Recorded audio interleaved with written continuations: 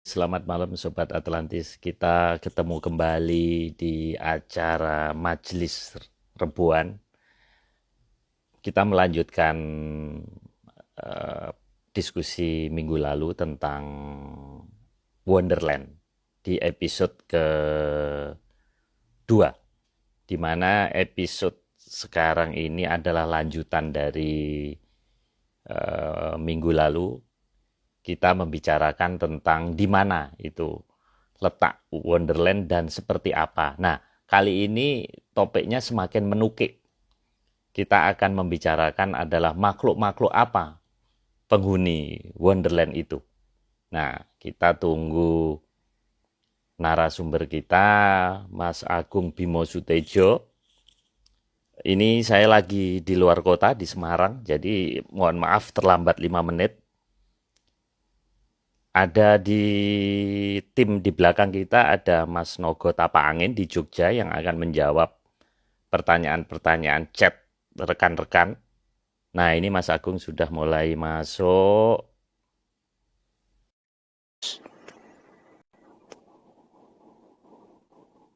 Nah, eh, kali ini slide cukup banyak, sekitar ada 21 slide malam ini. Halo Mas Agung. Halo, Halo, kedengeran Mas suara saya? kedengeran? Jelas banget Oke, Pak, kenceng malah. oke. Makasih Mas, saya lagi di Semarang nih. Tuh, jauh banget tuh Ben. Kirain di Surabaya. Mencari itu area 36 nggak ketemu, ketemunya steak di sini di Gumaya Hotel. Oh, ketemu itu nggak Pak nasi ayam di. Kalau saya ada langganan nasi ayam di Semarang tuh, enak banget itu depan Paragon. Tapi kaki lima. Oh gitu, wah boleh Iya, tuh, tapi buka boleh. cuma antara jam 5 sampai jam 7 karena laris banget sampai Oh, kalau jam 7 ke atas udah pasti habis Pak, jam sini udah nggak ada. oke Mas Agung, kita lanjutkan Mas Agung. Ini rekan-rekan sudah pada menyimak ini. Nah ini kita malam ini cukup topik kita sudah mulai menukik. Kalau sambutan dari teman-teman cukup meriah, bahkan ini ada satu komunitas yang mengontak saya untuk meminta Mas Agung untuk menjadi pembicara Zoom. Jadi setelah lihat IG-nya Mas Agung ini, mereka itu terpesona. Jadi komunitas ini lucu. Ini komunitas serius, maksudnya orang kantoran. Nah ini minggu malam nanti Zoom jam 19.30. Jadi Mas Agung akan menjadi pembicara tunggal dalam acara webinar Atlantis. Ini luar biasa ini. Oke Mas, kita lanjutkan Mas. Ini gambar pertama. Ini seperti kayak ombak Mas ya. Ya, kayak ombak. Karena saya nyari gambarnya susah, jadi ya sebenarnya gambar itu dulu yang Oke. saya dapatkan. Eh, jadi gini Pak, di sana itu kalau gelombang laut itu kalau kita membedakan bermacam-macam ya. Jadi ada yang biasa, ada yang nggak biasa. Yang nggak biasa itu yang kita namakan kayak alon bandeng. Itu biasanya susun tiga gelombangnya. Jadi susun tiga, terus nggak ada, terus susun tiga lagi, nggak ada, susun tiga itu berarti kayak alon bandeng. Itu ciri khas ketika Hmm, ratunya sana akan datang seperti itu. Yang sering kita hadapi kalau kita ke pantai selatan. Itu seperti itu. Dan ya, hmm, kalau pertanda itu sudah ada, berarti kita harus menyiapkan apa-apa yang memang harus kita persiapkan, gitu biasanya seperti itu. Jadi hmm, eh, pada dasarnya ada dua kemungkinan itu bisa terjadi. Biasanya dipilih wilayah tuh yang acak ya, jadi tidak selalu di satu tempat yang sama terus itu.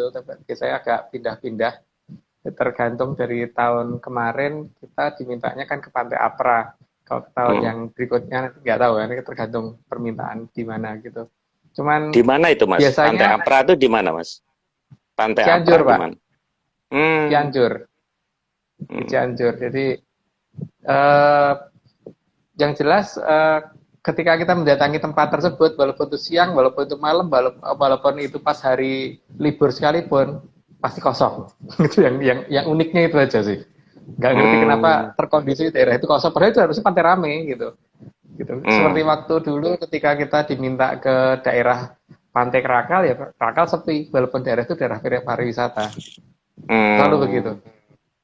Tapi Nah, yang kita hafalin kira-kira ya, itu maksudnya apa, Mas? Ada tiba-tiba ada ombak susun tiga ini maksud dari alam sana ini apa? Mau ngasih ke Hanya kita untuk apa? Sinyal apa? hanya untuk kode kalau ke kita. Jadi seperti halnya ke waktu Bapak Plaret Viral di Karso dulu masih Sugeng, dulu juga begitu. Dia memberitahukan juga begitu. Pokoknya kalau ini sudah Susun 3 ini udah datang, Raswe, gitu. Nggak akan lama gitu. Beliau pasti akan datang, gitu. Jadi seperti itu. Hmm. Dan memang dipilih pantainya selalu yang begitu. Jadi yang nggak ada orang. Jadi ketika menampakkan diri sebagai wujud manusia biasa supaya tidak ada orang melihat. Itu yang ini. Oke, Kalau Mas. itu pasti Mbak itu pasti tahu lah Mbak siapa Pembayun itu pasti tahu kan temennya Pak Marius. Kan dulu ketika Bopo Pleret masih Sugeng kan itu orang Keraton Jogja sama Hamengkubuwono ke-9 itu kan masih ada kan juga di Keraton Jogja yang sering yang pertemuan beliau kan. Gitu. Jadi ya memang ini apa namanya bukan gaib kalau menurut saya karena memang pertanda semuanya juga real semua gitu bukan sesuatu hal yang ini. Kebetulan, Pak Marius, kebetulan memang ada Mas Agung diminta untuk ketemu sih. Saya udah terima ini WA-nya. Nanti dengan ke Gusti Pembayun perlu ada sesuatu kelihatannya. Mungkin tertarik juga dengan IG Mas Agung nih. Iya. Iya Mas, gimana Pak Mas? Marius, kemarin kan ada usulan kalau nggak salah ya tentang penulisan tanggal dan jam itu. Ya, mohon maaf mungkin bagi yang mengusulkan kita harus membenarkan atau karena mungkin kita dianggap kurang tepat atau gimana kalau sesuai aturan internasional. Tapi masalahnya yang kita ikuti kan aturan menyan, Pak. Oh iya sesuai iya aturan iya. menyan, kita tidak bisa merubah itu gitu. Jadi mohon maaf tidak bisa diterima usulannya. Jadi punya pakem tersendiri ya Mas ya. Oke. Nah, ini apa Mas? Gambar berikutnya ini. Itu Pak, apa namanya?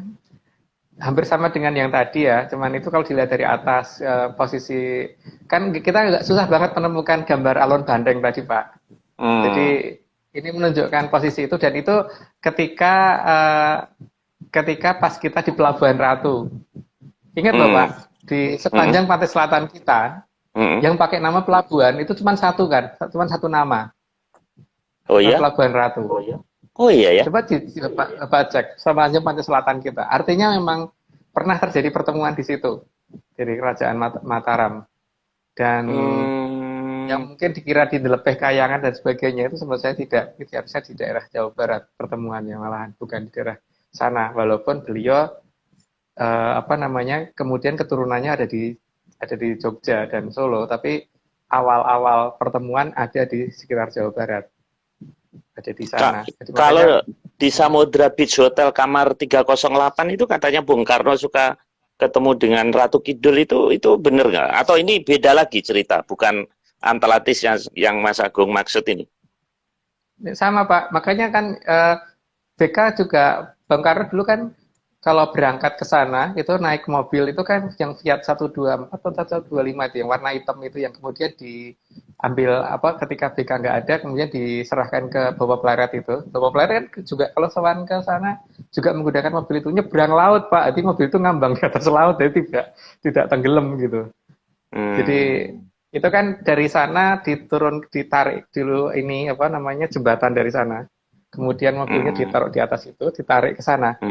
Karena apa? Kalau misalkan itu terjadi secara gaib, itu seharusnya mobil tersebut tidak berkarat di bagian bawah. Karena di bagian bawah kendaraan tersebut bisa dilihat itu berkarat dan karatnya itu kelihatan kalau ada garam-garamnya sedikit gitu, Pak. Itu masih ada itu di Pleret. Ya itu kan menunjukkan bahwa mobilnya dibawa ke sana itu kan utuh, Pak. Itu kembalinya juga utuh itu. Berarti kan itu bukan jin. Bukan peri, tapi manusia. Jadi kan berarti bahwa Wonderland ada, tapi di sebelah ini ada 3, sama salah satunya ada di sebelah selatan kita gitu. Mas Agung, makanya, ini makhluk dari Wonderland ini kalau dari penjelasan Mas Agung kan punya teknologi yang tinggi, tapi kemunculannya kenapa kok pakai kain jari seperti apa ya, maksudnya seperti bukan yang digambarkan di filmnya Steven Spielberg yang makhluk aneh kayak gitu. Itu kenapa Mas? Kan mestinya harusnya kan kayak Star Trek atau mungkin kayak apa namanya yang pakai baju-baju apa canggih gitu. Tapi kok kenapa kok seperti pakai jarit, baju warna hijau? Kenapa ini Mas? Simbol-simbolnya kalau memang ini teknologi dia tinggi kok hanya seperti nenek moyang kita. Kan namanya aja Gilang Kencono Pak ya. Gilang itu mengkilat, Kencono itu emas. Jadi harusnya pakainya emas, bukan warna hijau. Yang pertama. Terus yang dari situ kan udah jelas ada pakaian yang serba mengkilat Pak. Jadi penggambaran yang selama ini yang dijelaskan ke orang itu beda dengan yang saya terima dan Bapak Plaret terima langsung. Karena saya kan yang belum pernah memberi petunjuk ke saya bagaimana berhubungan dengan sana, itu kan Bapak Plaret Triyotikarso, dan tidak pernah menjelaskan seperti yang diceritakan oleh orang banyak. Dan makanya ada nama Gilang Kencono jelas banget kan Pak. Gilang itu mengkilat, Kencono itu emas. Jadi kalau berpakaian serba mengkilat itu kira-kira pakaiannya pakai jari atau tidak Pak? Pakaiannya serba gemerlap. Bapak Plaret ini sudah meninggal atau masih hidup Mas? Dulu sekarang sudah meninggal, tapi paling tidak di rumahnya beliau itu yang ada di Desa Pleret itu masih tersedia ininya, kendaraan yang pernah dipakai ke sana masih ada dan untungnya sopirnya masih hidup Pak. Oh gitu, wah boleh juga tuh iya. apa namanya diwawancarai. Mumpung di Semarang, ke selatan aja Pak. Nanti biar diantar sama teman yang di Jogja, jadi biar teman di Jogja yang nganterin. Jadi bahwa ini real, bahwa sopirnya masih hidup. Kalau sopirnya masih hidup kan masih bisa cerita Pak. Bagaimana ketika beliau mengantarkan masuk ke laut. Gitu. Jadi mobil Fiat ini benar-benar secara physically masuk nyemplung ke laut gitu Mas? Iya, iya. Masuk nyemplung ke laut dan ngambang, bukan bles hilang itu, bukan ngambang sampai ketika terus ditutupi alun banteng kemudian nggak ada gitu. Itu kan ditarik masuk. Jadi ini ada kaitannya dengan alun banteng ini ya, ombak ini. Iya. Iya. Kenapa Mas Agung Bung Karno? Kenapa kan kita punya presiden, setelah itu ada 6 lainnya, kenapa hanya Bung Karno? Yang saya curiga justru ini Pak ya, mereka kayaknya yang setelah itu kayaknya tidak peduli kan, dan cenderung lebih percaya kalau itu gaib sehingga dianggap tidak ada. Dan seperti itu. Kalau Bung Karno kan tidak. Sekarang beliau bisa menyatakan bahwa besok sebelum matahari terbit, Irian Jaya harus jatuh ke tangan Ibu Pertiwi. Dengan kekuatan apa Pak? Irian waktu itu dikuasai Amerika, dikuasai Belanda, dibantu oleh Amerika dan beberapa negara itu, tapi kita benar cuman besok pagi sebelum matahari terbit mereka sudah pada pergi. Yang membuat mereka pergi siapa? Armada dari mana? Oke. Siapa yang melindungi BK sehingga di granat nggak meninggal waktu di Cikini? Oke Mas, kita lanjutkan. Ini prasasti Batu Retno itu ada di Jogja. Dalam prasasti tersebut terdapat beberapa relief. Salah satu relief yang kita cermati adalah relief yang di sebelah kanan itu ada gambar kuda bersayap. Gitu. Ini Mas ya? Ya, gambar kuda bersayap. Itu bisa gampang kok di Google, gampang ada. Tapi lebih baik kalau memang masih penasaran didatengin aja di Batu Retno, itu ada itu prasastinya. Batu Retno itu di mana Mas? Di daerah mana? Batu Retno itu di daerah Jogja. Di daerah Jogja. Jadi gampang kok Pak. Jadi petilasan Batu Retno gitu dicari itu pasti dapat. Di Google pasti ada. Atau Watu Gilang Batu Retno gitu. Nanti pasti ketemu. Nah, di sini keberadaan kuda bersayap itu kayaknya spesies yang tidak ada di peradaban kita kan Pak. Dan adanya hanya di cerita-cerita mitologi dan mitos, dan kayaknya lagi itu diklaim oleh pihak Yunani atau malah mungkin orang-orang Eropa sana yang ngeklaim keberadaan kuda terbang gitu. Tapi masalah legenda kuda terbang itu ternyata di negara kita ada banget gitu, dan ada bukti berupa prasasti Pak, tidak yang diceritakan di situ tadi kan, ada prasasti Batu Retno yang menggambarkan keberadaan kuda terbang. Dan kalau Nabi Muhammad waktu Isra Mi'raj katanya naik buruk Mas, itu beda. Nah itu saya tidak tahu karena saya bukan ahli agama Pak. Oke. Jadi yang saya jelaskan cuman yang terjadi di negara saya gitu. Jadi yang terjadi di negara saya di masa lalu gitu. Karena yang saya ketahui kan itu. Jadi, Kalau penghuni Lemuria tuh katanya juga seperti punya sayap gitu, Mas. Bener nggak? Sebelum Atlantis katanya Lemuria. Nah, penduduk Lemurian ini katanya makhluknya bersayap gitu. Itu betul nggak? ya bukan Pak, manusia biasa semuanya. Cuman, jadi kan gini Pak, di negara kita dulu pernah ada kerajaan namanya Medang Kamulyan. Dalam bahasa Sanskerta, Kamulyan itu juga dikatakan Kamurian. Nah biasanya orang Jawa itu kan ada beberapa penggal kata terdepan biasanya dihilangkan seperti Kang Mas itu disebut Mas, Kak Mbak Yu disebut Yu gitu aja kan, atau Mbak gitu aja. Berarti kalau Kamulyan itu Mulyan atau Murian gitu kan. Sementara anak-anak itu atau bocah-bocah gitu, ya kan kita kadang-kadang menyebutkan itu loh anak-anak Jakarta gitu, itu loh bocah-bocah Jakarta gitu. Bocah itu kan tole disingkat le kan, berarti Le Murian. Itu berarti anak-anak dari daerah dari kerajaan Medang Kamulyan atau Medang Kamulyan. Itu ada di utara memang, tapi kita tidak membahas itu karena itu yang kita bahas kan yang itu periodisasinya setelah Nabi Adam atau sebelum Nabi Adam, Mas? Kalau dibandingkan dengan Nabi saya kurang jelas Pak, tapi itu dari zaman Kolor Waboro. Jadi zaman itu kan dibagi atas 3 zaman kali. Satu zaman kali dibagi atas 7 zaman kolo.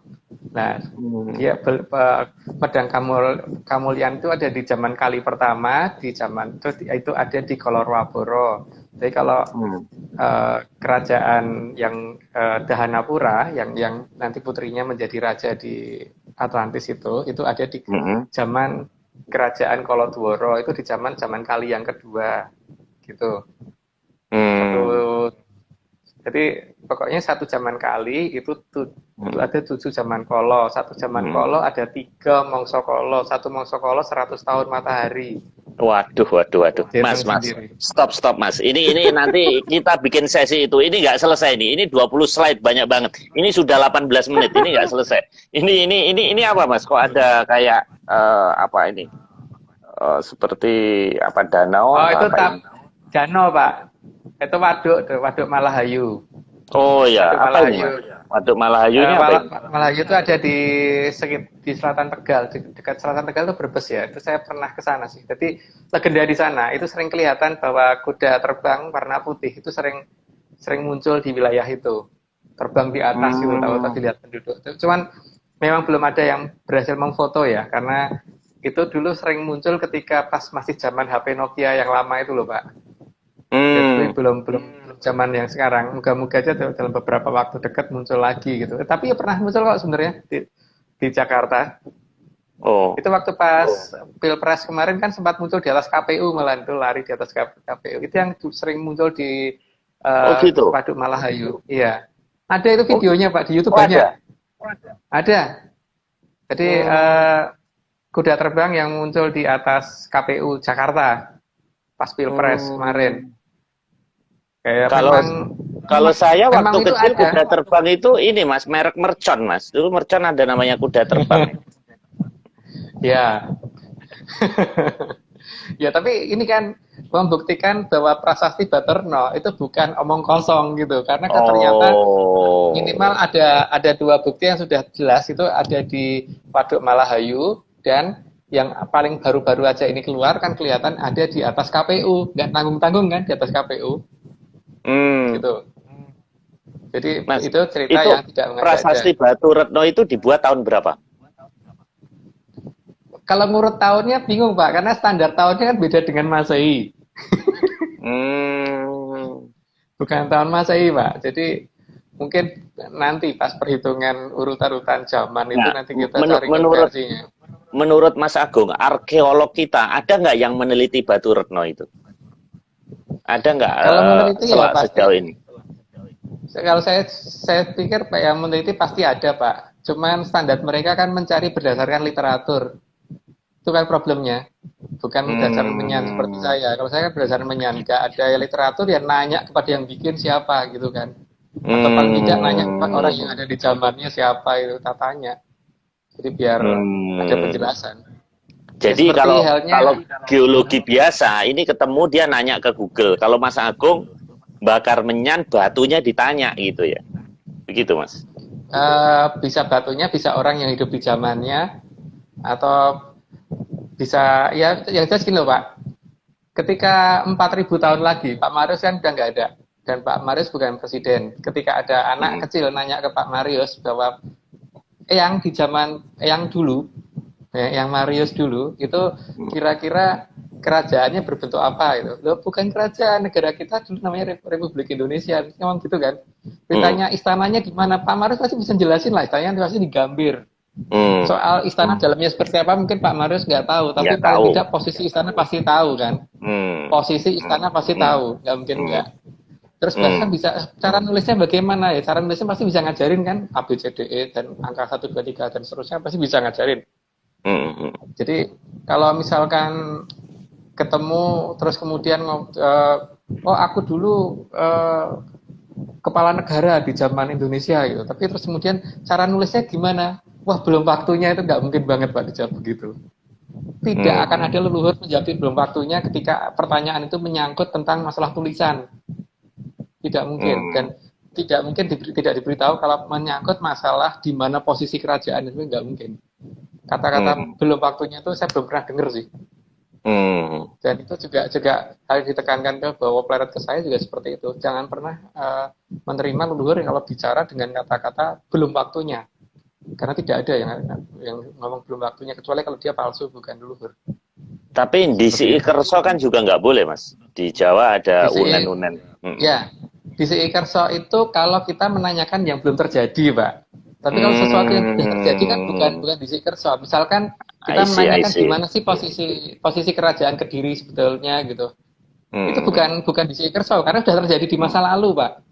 Tapi jangan lupa bahwa di Indonesia itu struktur bahasa kita itu sudah terbentuk bahwa present, past maupun future itu semuanya present. Artinya memang nenek moyang kita sudah menggabungkan itu semua di masa sekarang. Artinya nggak ada di kerso seperti itu gitu loh. Kecuali kalau kita melakukan sesuatu tindakan yang seharusnya dilakukan hari Rabu, kita lakukan hari Senin gitu. Itu di kerso.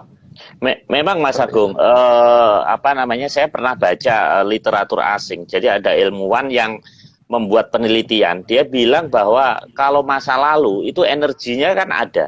Nah, kalau ini ada satu alat menangkap energi masa lalu, berarti kita bisa tahu. Tapi kalau masa depan itu kan belum terjadi. Jadi kalau kita ngomong masa depan itu bohong berarti. Tapi kalau kita bilang masa lalu itu benar. Karena itu sudah terjadi dan energinya sebetulnya tersimpan di alam semesta. Itu benar nggak, Mas? Nah sekarang gini Pak, kalau misalkan kita hanya ngomong tentang masa lalu, itu mungkin kita bisa lihat yang paling gampang gini. Kalau saya melempar batu, maka batu itu butuh waktu untuk mencapai sasaran. Gitu ya. Kalau kita melihat suatu bintang itu yang kita bisa lihat itu kan cahayanya sampai ke mata kita, yang bisa kita lihat kan cahayanya, bukan bintangnya langsung masuk mata kita gitu kan. Nah, ini artinya bintang pada saat jalan dari posisinya menuju ke kita itu kan berarti akan ada keterlambatan karena cahaya butuh waktu kan. Dalam 1 detik dia menempuh jarak 300.000 km. Berarti kalau dia dikatakan jaraknya 6 juta tahun cahaya, berarti sampai ke mata kita itu terlambat 6 juta tahun. Artinya bintang yang kita lihat 6 juta tahun yang lalu atau sekarang ini nggak tahu dia masih di situ atau udah pindah tempat, kita nggak ngerti. Artinya masa lalu bisa dilihat gitu kan. Pak Marius setiap hari juga bisa kan lihat masa lalu, tapi bukan masa lalu kejadian yang di negara ini, tapi negara kejadian di angkasa luar gitu.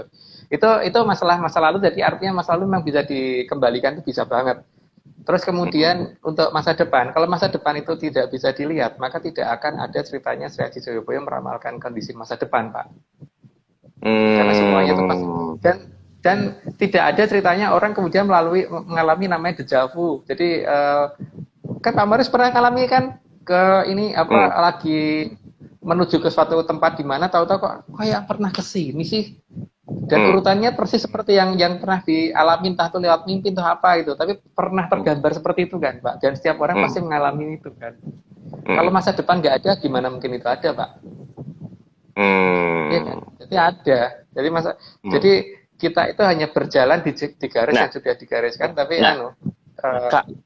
kalau masa lalu sudah ditentukan, apa gunanya kita hidup, Mas? Sorry, masa depan sudah ditentukan, apa gunanya kita hidup? Ngapain juga kita sekarang kayak begini, toh nasib kita juga sudah ditentukan? Itu bagaimana tinjauan Atlantis? Gini Pak, masalahnya kan yang namanya jongko itu harus digenapi ya. Jadi kalau misalkan suatu keadaan yang sudah harusnya akan terjadi, misal ya gini aja, misalkan Pak Mario sekolah, di sekolah itu pasti nanti ada yang namanya ulangan harian, ulangan umum sampai ke Eptanas mungkin kalau zaman dulu, kalau sekarang mungkin UN udah nggak ada kali ya sekarang. Itu harus dilalui semua kan Pak. Bukan berarti ini kan, tapi garis besar yang diberikan itu tidak detail ke runtutan semua cerita, cuman dari plot ini ke plot ini, plot ini ke plot ini itu sudah harus begitu, tidak bisa dirubah. Makanya yang dibaca sama nenek moyang kita di sini bahwa ini di sini, ini di sini itu harus sesuai urutan yang sudah mereka terima gitu. Dan kenyataannya nggak salah gitu loh, bahwa ada pernyataan bahwa besok tanah Jawa bakal kesingget-singget gitu. Ya betul kan, ketika awal corona kemarin beberapa wilayah ditutup gitu. Bahkan ada PSBB beneran gitu. Penutupan jalan dan sebagainya. Bahkan hari ini Jakarta PSBB total lagi, Mas. Tadi Gubernur Jakarta mengumumkan jam 19.58. Makanya semua mal tutup, mati deh kita. Makanya saya nggak bisa balik ke Jakarta. Iya. Mulai tanggal 14 ya. Jadi tadi udah diumumkan, jadi total bukan transisi lagi. Kalau total itu sudah seperti dulu lagi, nggak ada transportasi umum, ganjil genap dihilangkan. Ya sudah, kita kembali terus Mas. Ini ada apa ini di Brebes ya Mas ya? Kayak Gunung Tukung ya. Apa ini Mas? Ya, Gunung Tukung. Gunung Tukung itu tempat di mana sering munculnya kuda putih terbang, Pak. Itu legenda, itu masyarakat sekitar sana tahu banget itu bahwa Gunung Tukung itu sering banget di situ, sering muncul di sana. Jadi ini kan melengkapi cerita tentang keberadaan kuda terbang tadi dari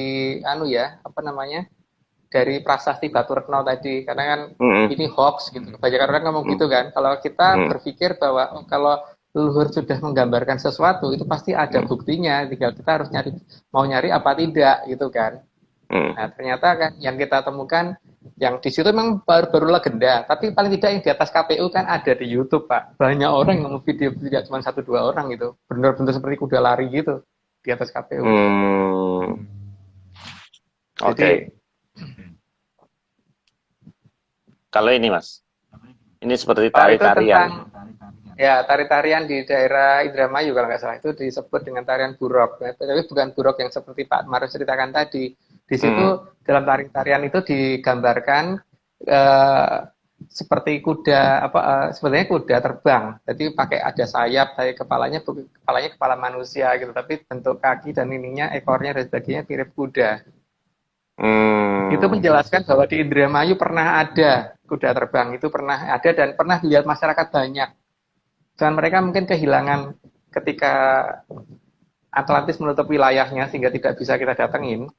Maka masyarakat di sana yang pernah melihat itu semua kemudian mengabadikan menjadi suatu legenda seperti itu, menjadi tari-tarian rakyat yang sekarang masih ada gitu loh. Mas, tadi dibilang Atlantis menutup wilayahnya, itu maksudnya apa Mas? Kenapa dia menutup dari kita? Kan kita terjebak dengan perjanjian 500 tahun Pak. Perjanjian ini bukan dengan Atlantis, tapi kita dengan sesuatu yang tidak bisa saya sebutkan di sini. Cuman karena perjanjian tersebut itu harusnya 500 tahun baru ini semua dibuka. Tapi kan Atlantis itu sudah berusaha untuk paling tidak sampai 500 tahun sudah dimulai lagi gitu loh. Jadi Atlantis memang punya kewajiban untuk membantu kita, tapi karena kita ada suatu kesalahan di masa lalu, ya itu harus diselesaikan dulu. Tapi paling tidak sana sudah membantu untuk tidak sampai 500 tahun gitu kan. Sehingga sampai dengan hari ini kita belum sampai 500 tahun juga sudah merdeka, paling tidak seperti itu. Oke, wah ini nanti kita bahas di sesi lain Mas ini, biar fokus dulu ke sini. Ini kuda putih Mas. Ya, ini kuda terbang. Ya, seperti inilah kuda yang biasanya yang digunakan oleh sana ya, digunakan oleh Kidul yang dulu pernah diberikan ke Panembahan Senopati. Kan dulu cukup Pak, saya kira cukup. Jadi ada legenda di Kerajaan Mataram, itu kan Panembahan Senopati dulu diberi kuda putih namanya Seto Kumorotu Ronggojati. Itu kuda bersayap, bukan kuda biasa. Harusnya begitu. Nah, masalahnya kan kata-kata sayap ini entah hilang dari mana, tapi kan yang jelas itu seperti itu, karena seorang ratu kalau memberikan itu pasti bukan sesuatu hal yang umum, bukan sesuatu hal yang banyak dimiliki orang. Jadi benar-benar sesuatu yang sangat-sangat langka dan tidak ada di sini.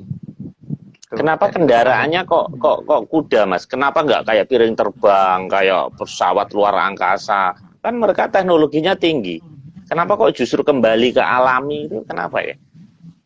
Ada Pak, tapi yang diminta Panembahan Senopati kan itu, bukan yang diberikan oleh sana. Waktu ketika ditanya butuh apa, kan jawaban beliau seperti itu, menginginkan kuda. Jadi diberi kuda yang bisa terbang. Bukan karena ini. Kalau itu kan pernah saya ceritakan bagaimana kita mencurigai keberadaan armada mereka seperti yang sudah pernah saya ceritakan waktu itu mendung dan sebagainya dengan analisis mendung. Mas Agung, satu pertanyaan. Kalau leluhur kita dulu bisa berkomunikasi dengan Wonderland, dengan Atlantis, kenapa kita yang katanya lebih modern sekarang, kenapa nggak bisa berkomunikasi? Kan sama, harusnya bisa dong. Ya harusnya bisa. Tapi masalahnya kan kitanya yang nganggap mereka nggak ada. Biasanya itu kan, ketika kita menganggap mereka ada ya bisa. Kamu ini masalahnya nganggap nggak ada. Yang nganggap ada kan cuma beberapa orang, termasuk saya. Ya saya coba. Ya tapi malah bagus Pak. Jadi biar yang berhubungan dengan saya saja. Gitu. Malah bagus kalau orang nggak percaya itu malah bagus. Iya. Yang lainnya biar dengerin di IG live aja yang. Iya. Tapi makanya kenapa selalu oke Mas, ini kita teruskan. Ini sudah waktu udah 35 menit ini. Ini tapak ini, apa ini tapak? Ya, tapak kuda. Tapak di kuda ya. Daerah Ngelageran kalau nggak salah. Ngelageran itu ada di Jogja. Jadi ada bekas tapak kudanya di daerah Ngelageran. Di situ menunjukkan bahwa memang benar, berarti cerita prasasti Baturna itu bukan prasasti yang hanya menjelaskan mitologi saja, tapi itu menjelaskan suatu kenyataan. Jadi itu benar-benar suatu kenyataan. Kalau tadi kan ada misterinya di Gunung Tukung, ada misterinya di Waduk Malahayu, terus malah baru-baru ini terbang di atas KPU. Dan ini jejaknya kan salah satunya itu ada jejak tapak kakinya di atas Ngelageran gitu Pak. Ngelageran itu daerah mana Mas? Ngelageran. Jogja Pak. Jadi agak naik itu posisinya. Mungkin kalau di sana biar ditemenin sama temen ya di sana Pak. Itu sampai sekarang masih ada Mas? Bekasnya itu masih ada sampai sekarang? Masih. Oke. Ini apa Mas ini? Ini kayak apa, pemandian? Bukan, itu posisi Ngelagerannya itu. Posisi tempatnya itu seperti itu kalau dari kejauhan. Kalau tadi kan foto jarak dekatnya. Kalau dari jarak jauh kan nggak kelihatan tapak kakinya Pak. Cuman kalau orang pengen melihat ke sana, ini loh bentuknya dari kejauhan seperti ini. Jadi kalau mendatangi lokasi tempat tapak kuda itu ya nanti akan ketemu lokasi seperti ini gitu loh. Gitu. Oke. Oke Mas, kita terusin. Ini gamelan Mas. Ini kelihatannya lain lagi nih topiknya. Ya, makhluk mitologi yang diceritakan seolah-olah cuma mitos doang. Itu kan tidak semuanya cuma mitos ya. Jadi kalau tadi kan yang pertama yang kita sebut kan masalah kuda. Kuda terbang. Ini juga ada naga. Dan naga ini digambarkan di banyak tempat. Ada di atas gamelan, ada di dekat gapura, ada di tempat untuk pelangkan pusoko. Pelangkan itu tempat untuk naruh keris, tempat naruh tombak dan sebagainya itu. Tempat untuk naruh payung keprabuan dan sebagainya. Itu pasti ada pelangkan yang ininya dihiasi dengan naga. Itu bukan hanya mitologi, karena kalau untuk di sana itu biasanya dikenal dengan nama olor. Olor itu eh, sejenis ular besar yang biasa dipakai untuk menjemput orang yang akan berangkat ke keraton sana. Kalau itu atas perintah dari yang punya tempat ya, atas perintah dari Kanjeng Ratu. Tapi itu kan apa namanya? Makanya kita kemudian menamakan di dalam mata angin kita kan ada utara itu lor kalau dalam bahasa Jawa. Ular kalau menangkap kan lolor gitu kan. Karena memang kita mengenal istilah olor itu adalah yang digunakan untuk menjemput. Itu ada di beberapa cerita rakyat tentang bagaimana Panembahan Senopati dijemput untuk berangkat ke sana menggunakan olor itu ada, Pak. Dan kemudian supaya kita tidak lupa, mungkin ya, bentuknya digambarkan di atas gamelan, terus kemudian di apa namanya di dalam pelangkan pusaka, pelangkannya tombak, pelangkannya payung keprabon dan sebagainya gitu. Gitu. Nah itu seharusnya ada, cuman masalahnya kita nggak nyari, jadi nggak ada. Iya, Gitu, iya, Pak. iya. Memang jadi saya baru-baru ini ketemu dengan orang yang mempelajari alam sana. Jadi awalnya gambar-gambar itu dia pikir ngawur gitu. Termasuk dewa-dewa di apa namanya di Mesir segala. Tapi setelah dia ngelihat penampakan itu ternyata bener gitu. Jadi leluhur kita itu bikinnya ternyata nggak ngarang, memang ngelihat penampakan, melihat yang vision dia seperti itu terus kemudian diwujudkan gitu Mas ya. Jadi nggak ngawur ya, nggak asal gambar aja ya Mas. Ya. Nah Jadi, ini itu kan bentuk lain yang ada di Taman Sari, Pak. ya. Ada di Taman Sari. Itu kan hanya menunjukkan Taman Sari, ingat loh, Pak, sebagai tempat pertemuannya Raja-Raja Mataram dengan Ya, ya, ya, ya, ya. Kanjeng Ratu kan. Dan di situ ada di titik awal di gerbangnya ada itu gitu. Jadi di sini memang Ini Mas ya lengkapnya ya. ya lengkapnya itu kalau dari kejauhan. Jadi memang bisa masuk ke sana kalau dijemput sama itu. Makanya kenapa ombak tidak ada ketika pas itu ada di kanan kiri, terus kemudian baru jembatan yang transparan gitu disampaikan sampai ke daratan, baru mobilnya Bobo Pleret masuk ditarik ke sana gitu kan. Jadi baru sehingga bisa menyampai ke sana dan kemudian ditutup lagi, masuk lagi sehingga ularnya masuk lagi, kemudian ombak normal lagi. Sampai ketika sudah selesai seperti itu lagi prosesnya. Jadi ini bukan masalah hanya percaya nggak percaya juga nggak apa-apa. Yang jelas sopir populer masih hidup gitu aja kan. Dan jadi ombak dengan ular ini ada kaitannya Mas? Ya, itu karena yang membatasi kanan kiri supaya ombak yang di sini nggak ganggu kan Pak. Terus kemudian di sini supaya daerah sini supaya tenang alir airnya, gitu. Dan itu menunjukkan memang keberadaan itu ada. Oke Mas. Ini seperti patung Garuda di Bali, Yaksa, Mas. Pak. Garuda Yaksa. Ya, patung di Bali. Ya, Garuda. Nah, itu kan juga menunjukkan ini ya. Jadi dasar yang paling utama saat ini kan ini yang kita bahas di sini adalah beberapa makhluk-makhluk yang ada di sana yang tidak ada di sini. Yang tadi kan ada kuda terbang, terus ada naga, terus ada itu. Aduh banyak banget kalau diurut sih. Karena apa namanya? Ya bagi yang pernah ke sana pasti ngeliat, tapi kalau bagi yang belum ya nggak tahu. Nggak percaya nggak apa-apa. Jadi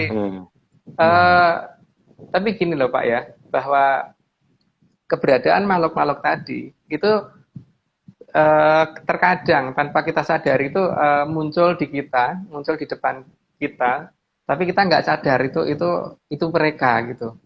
Ya seperti yang paling gampang dilihat yang sempat tervideo ya, ini yang sempat tervideo kan kuda terbang tersebut yang terbang di atas KPU itu jelas banget kelihatan gitu. Terus gini ya, untuk menganalisis keberadaan Atlantis itu yang paling gampang itu kalau kita melihat dari beberapa hal. Yang pertama kan kalau kita membandingkan antara ini apa namanya batas cakrawala di pantai selatan dan batas cakrawala di pantai utara. Nanti kan kelihatan di batas cakrawala di pantai selatan itu ada lapisan abu-abu. Dan kalau sunset, matahari itu hilangnya tidak sampai ke itu ke Bawah. lautan, jadi hilang di batas abu-abu ini, ya. Tapi di pantai utara kan enggak. Itu satu. Yang kedua, itu kita bisa melihat dari gejala geologi yang terbentuk. Jadi yang pernah saya jelaskan waktu itu, kalau kita mempunyai ember berisi batu, tanah, dan air dibandingkan ember yang berisi air doang, itu pasti akan yang isi tanah, batu, dan air lebih berat daripada yang isi air doang. Maka kalau ini misalkan kita anggap suatu kasur, kita tekan dengan tekanan yang rendah, dengan tekanan yang tinggi, maka di daerah yang kita tekan dengan tekanan yang tinggi, maka di sini akan menggunung, akan terjadi pola menggunung yang lebih tinggi daripada yang di sini, gitu kan Pak? Maka kalau kita bandingkan antara selatan Australia, selatan Bali dan selatan Jawa, di selatan Bali itu ada Australia, di selatan Jawa itu ada Samudra Hindia, berarti kan seharusnya tekanan Australia ke bawah itu lebih besar daripada Samudra Hindia, Pak. Karena ini cuma air doang, ini air plus benua, gitu kan. Maka seharusnya kan pegunungan di Bali lebih tinggi daripada pegunungan di Jawa. Tapi yang terjadi kebalik kan, Pak. Satu. Yang kedua, kalau kita melihat dasar lautan, seharusnya dasar lautan di Bali lebih dangkal daripada di Jawa. Karena naiknya lebih tinggi kan seharusnya. Tapi yang terjadi kebalik, di Bali lebih dalam daripada di Jawa. Efek dari itu, sehingga pergerakan tanah juga seharusnya di Bali lebih banyak terjadi efek gerakan tektonik daripada di Jawa. Tapi kenyataan terbalik, di Bali jarang gerakan tektoniknya tidak sebanyak di Jawa.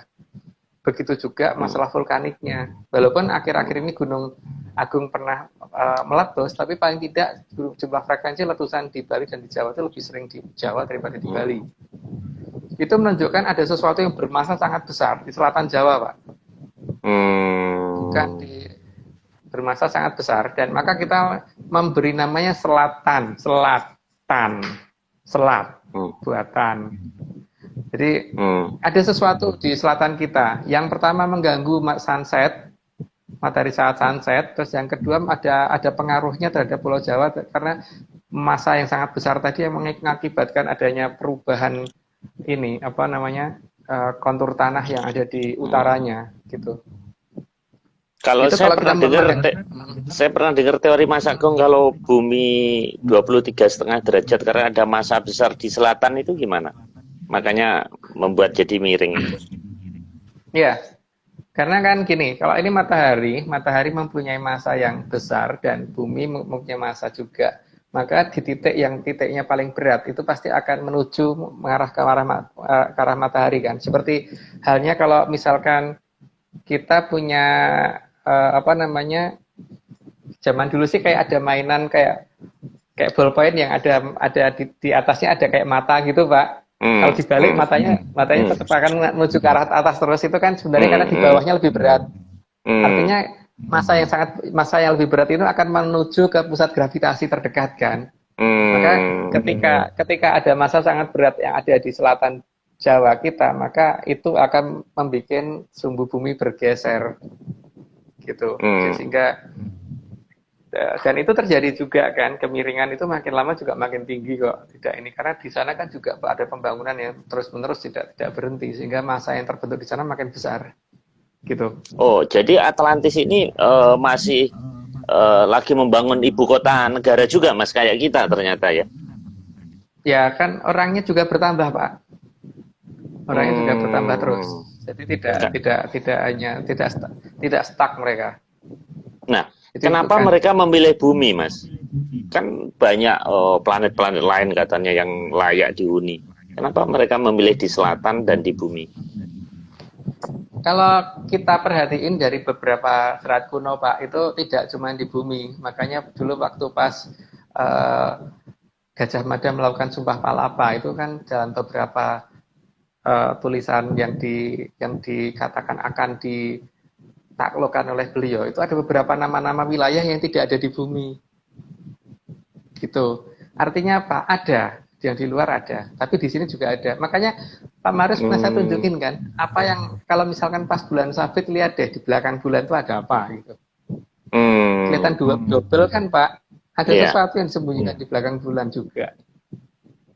Gitu. Makanya gravitasi bumi akan berubah pada saat bulan ada di atas dan di bawah, sehingga pada saat malam hari akan kecenderungan setelah tanggal 27 September 2017 orang akan jadi susah tidur kalau malam, tapi kalau siang tuh ngantuknya amit-amit.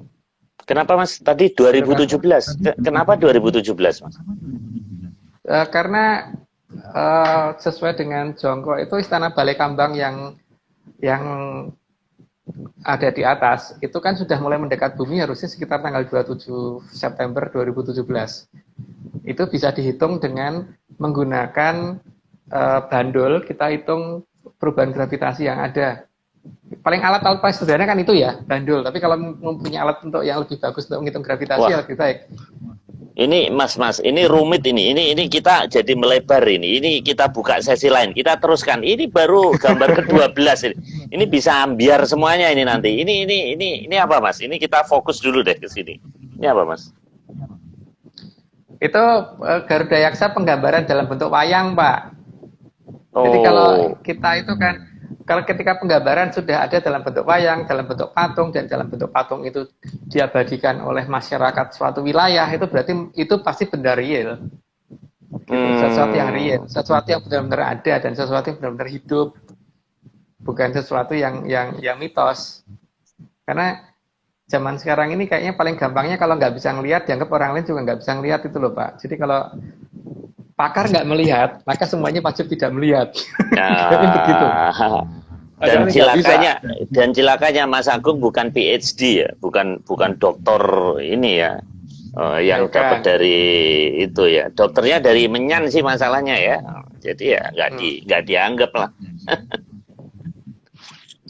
Oke Mas, kita lanjutkan. Ini kuda putih. Oh ini yang tadi Mas Agung bilang ya. Ini ya. Ya itu yang terbang di atas KPU. Ya itu kuda putih yang terbang di atas KPU. Dan itu terbang jalan loh ya. Jadi kalau di video kelihatan itu kan di YouTube ada gitu. Itu. Iya. Cuman sayapnya nggak kelihatan memang. Tapi itu kuda ada beneran dan itu bukan awan. Itu benar-benar kuda terbang. Gitu. Jadi lihat aja Pak nanti di YouTube. Pasti ada. Banyak kok yang memvideo. Kalau yang memvideo cuma 1-2 orang ya berarti itu hoax. Itu banyak orang yang sempat melihat. Kalau ini di negara lain ini Mas. Ya, di negara lain juga pernah muncul.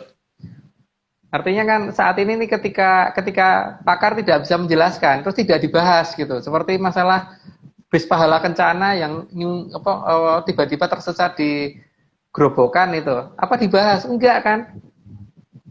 Padahal itu harusnya segera dicari alasannya kenapa kok bisa ada tiba-tiba di tengah hutan yang di kanan kiri depan belakang tutupan pohon jati semua itu masuknya gimana coba bisnya?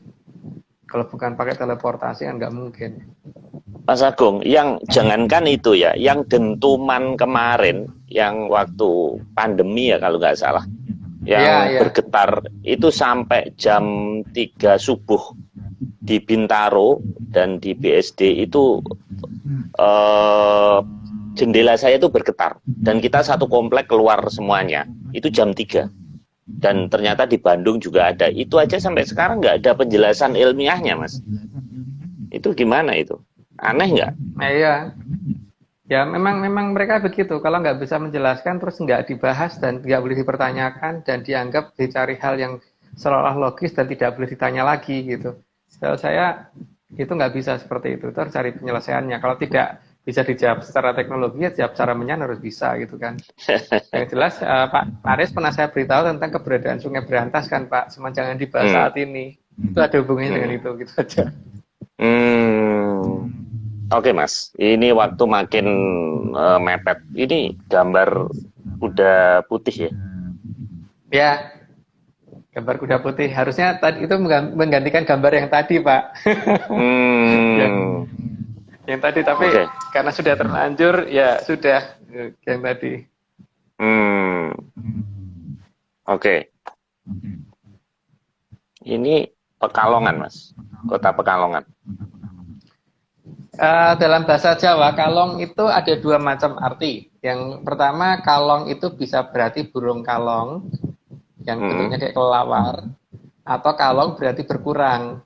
Jadi perkalongan itu ada daerah yang dikurangi karena daerah itu di hidden. Jadi Oh, kalau Pak maksudnya Maris dikurangin mau kalong ya. ya, Kelong, ya, kelong kalau bahasa Jawa. ya, iya. Kalau Pak Maris pengen mencari salah satunya, mungkin paling gampang di situ. Tapi harus teliti banget mencari itu dengan bawa kompas atau apa macam-macam untuk mencari di sana. Itu jelas dari namanya sudah menunjukkan bahwa ada wilayah yang disembunyikan itu. Gitu. Ini ada lagi Cikalong, Mas. Iya. Kalau dalam bahasa Jawa itu ci itu kadang dibaca si kan. Jadi si kalong itu daerah si yang apa si kalong daerah yang hilang sama artinya sebenarnya. Berarti wilayah yang hilang itu tidak cuma di satu wilayah. Jadi yang saya maksud dengan beberapa yang kita sebut dengan area 36 itu. Jadi ada beberapa wilayah yang hilang. Oh, ke situ maksudnya. Kalau ini Kali Progo, Mas. Ini hubungannya apa ini? Progo itu kan artinya yang meragakan ya. Jadi apa namanya dami. Jadi Kali Progo itu menunjukkan bahwa ada batas wilayah yang di mana sebelah baratnya ada nama daerah yang melambangkan suatu menggambarkan suatu wilayah yang sebetulnya gitu loh. Memperagakan. Jadi keberadaan Kali Progo. Makanya terus ada namanya Kulon Progo toh, Pak. Nah, ini nih Kulon Progo ini ya. Iya. Ya, ini ya. Ada namanya Kulon Progo, berarti ada di wilayah ya, ditunjukkannya ada di wilayah sebelah barat. Jadi kalau mau mencari urutannya ada di sebelah barat. Itu kan maksudnya peragaan ditinggal itu ada di sebelah barat. Artinya beberapa bangunan yang ditimbun sengaja ada di barat. Bukan ditimbun alami ya, ditimbun sengaja. Ditimbun sengaja. Contohnya kayak Gunung Lelakon, itu kan piramid yang ditimbun sengaja. Itu ada di wilayah sana. Dan itu bisa kalau mau nguji baik geolistrik atau mikroseismik atau apa, pasti ketemu. Tapi, ya itu, kalau mau menggali harus ngerti dulu yang namanya Aji Kemayan. Kalau tidak, ya digali kayak apa, nggak akan ketemu. Gitu. Karena memang ditutup oleh mereka. Nanti mereka hanya mau dibuka oleh pihak-pihak tertentu saja, tidak bisa dengan orang-orang yang hanya mengandalkan teknologi, nggak akan bisa. Jadi ada passwordnya, Mas ya? Ada. Dan passwordnya itu bukan, kalau password itu kan cuma satu kata, Pak. Kalau ini kan satu mantra panjang, jadi tidak pendek. Seperti menggunakan pusaka itu kan tidak semua pusaka passwordnya sama, beda-beda tiap pusaka, dan itu tidak pendek.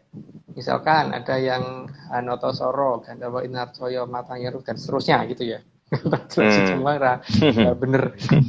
Ini kita bukan dukun. Rahasia password kok dikasih tahu ya.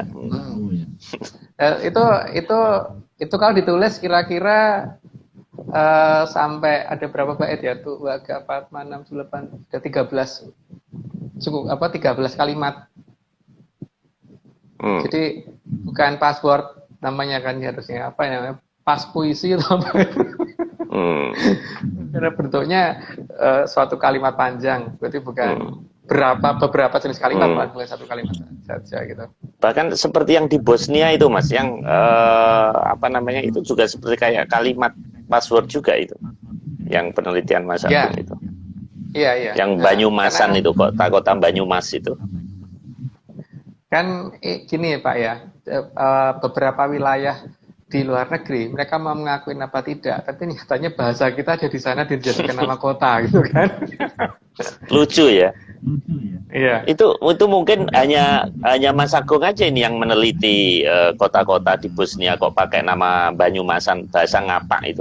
Mungkin sejarawan manapun nggak akan pernah tahu itu, nggak pernah tertarik meneliti itu ya. Petunjuk menyamu. Iya. Kalau saya kan dasarnya itu dapat petunjuk dulu baru kita nyari, bukan kita mencari berdasarkan logika kita, tidak. Kita udah petunjuk dulu baru kita berjalan untuk mencari, gitu. Dan semua itu harus bisa masuk dalam logika yang betul, gitu. Jadi jangan pada dasarnya dogmatis katanya dan sebagainya tidak. Jadi seperti ketika saya menjelaskan Atlantis tadi, itu ada beberapa dasar yang benar-benar harus ada bukti nyata dan beberapa penelitian yang kita jalankan sesuai dengan yang diperintahkan. Penelitiannya gini loh, Ger, gitu kan. Baru kita jalanin. Alatnya ini loh, ya, gitu, kita ini. Kalau misalnya pinjem nggak ada aja yang masih akan minjemin, gitu. Karena kalau udah perintah itu nggak bisa, Pak, dicegah. Seperti Ini, misalkan, ya, kita disuruh nyoba menggunakan alat biolistrik. Sewa alat biolistrik itu sekitar 14 juta per hari. Tapi kalau namanya perintah, ya ada aja orang yang minjemin malah minjemin sebulan nggak apa-apa, Pak, dipakai. Malah bagus kan? Makanya kita dapat data ya dapat terus gitu. Mau pakai peralatan apapun asal memang disuruhnya begitu ya kita jalanin seperti yang disuruh. Kayaknya Mas Agung ini perlu ketemu KSP. Staf ahli itu kantor staf ahli kepresidenan itu kan dananya kan banyak kan bisa sekarang kan beda presidennya kan mungkin ada dana untuk danain penelitian Mas Agung ini. Ya tapi kan mereka dasarnya nggak mau pakai Bismenyan, Pak. Dan kita kalau dirubah pakai nama kearifan lokal mungkin kita mundur. Iya. karena lebih baik kita nggak kehilangan dari. Iya. Dan mereka lulusan luar negeri semuanya, Mas. Mana percaya Menyan? Iya kan? Kalau nggak percaya nggak apa-apa. Padahal saya kan. Iya, padahal Yesus lahir pun itu padahal Menyan ya waktu itu ya kan dikasih oleh itu kan dari timur kan itu Menyan juga kan. Gitu. Saya lupa, Pak. Nggak tahu. Oke, Mas. Ini tinggal 2, Mas. Ini waktu tinggal 3 menit, Mas. Ini mata angin apa nih? Ya, dalam mata angin itu menunjukkan bahwa posisi yang kita lihat itu ada wilayah yang sangat aneh di daerah barat daya. Daya artinya kekuatan kan, Pak. Kekuatan kita ada di barat selatan gitu loh. Terus jelas-jelas lautannya ada di selatan kita gitu. Samudra itu di selatan kita. Kenapa kita ngomong barat laut sama timur laut ada di utara? Berarti kan di selatan itu bukan laut harusnya kan. Cuman kelihatan kayak laut gitu kan. Kenapa namanya barat daya dan tenggara gitu, Mas ya? Sedangkan yang di sana timur laut, barat laut gitu kan. Iya. Kalau lautnya di selatan, kenapa barat laut sama timur lautnya di utara? Oh. Ya, Pak. Jadi kan di selatan itu bukan laut, bukan samudra seharusnya. Kenapa nggak dinamakan barat samudra itu barat daya, terus timur samudra itu timur tenggara gitu? Kenapa yang di utara aja yang dikatakan barat daya harusnya barat utara gitu kan? Di tenggara harusnya timur utara gitu. Karena lautnya di selatan kok. Itu kayak kebalik kan, Pak? Oh iya. Kenapa namanya barat laut dan timur laut ya? Padahal lautnya di selatan gitu. Iya. Berarti kan ketika orang yang dulu menerjemahkan dalam bentuk peta seperti itu, mata angin seperti itu, mereka masih melihat di selatan ada benua, gitu kan? Jadi mereka tidak menganggap di selatan itu samudra, tapi itu selat. Makanya Mas, kalau di bahasa Inggris kan nggak begini Mas, kan south east gitu kan, south west, north east, north west kan gitu kan. Yang Indonesia ini memang aneh ini. Memang tidak seperti bahasa Inggris ya. Kalau bahasa Inggris kan memang tidak mengenal Atlantis ya. Iya. Nah, itu apa maknanya ini, Mas? Nah, itu kan masalah area 36. Jadi penyembunyian mereka itu dengan cara yang seperti saya ceritakan di waktu dulu itu yang masalah area 36, di mana area 36 kan banyak wilayah termasuk yang ada di Pulau Jawa sendiri gitu. Jadi sebenarnya bisa kelihatan, Pak. Jadi dari ketinggian misalkan yang pernah kita lihat dari atas itu kan kadang-kadang kelihatan ada bangunan yang nggak bisa kita lihat di darat, di bawah. Tapi kalau dari ketinggian itu kelihatan. Bahkan di kota Jakarta loh, bukan di luar kota Jakarta. Terus kalau kita melihat dari KM berapa itu ya? Itu saya lupa, KM 7 kalau nggak salah. Itu kalau kita melihat ke arah utara itu kelihatan Menara Saidah sendirian. Padahal di sekitar Menara Saidah kan banyak bangunan lain toh, Pak. Kenapa dari Jawa kok kan kelihatan sendirian gitu? Itu yang miring itu ya, yang katanya bawahnya kuburan itu dulu. Ya, katanya bawahnya apa tuh nggak tahu. Tapi yang jelas kenapa itu bangunan cuma ada satu dari kejauhan, padahal di dekatnya harusnya ada banyak. Gitu. Mas Agung, ini tinggal 20 detik. Minggu depan topiknya apa, Mas? Minggu depan masih sekitar Wonderland lagi, Pak. Oke. Melanjutkan Episode 3. Wonderland lagi. Oke. Ya. Mas, ini harus saya akhiri dan mohon maaf rekan-rekan hanya 1 jam IG live. Tidak lebih dari itu. Jadi kita tutup karena kalau tidak nanti tidak bisa save. Oke, Mas Agung, saya ucapkan terima kasih. Sampai jumpa.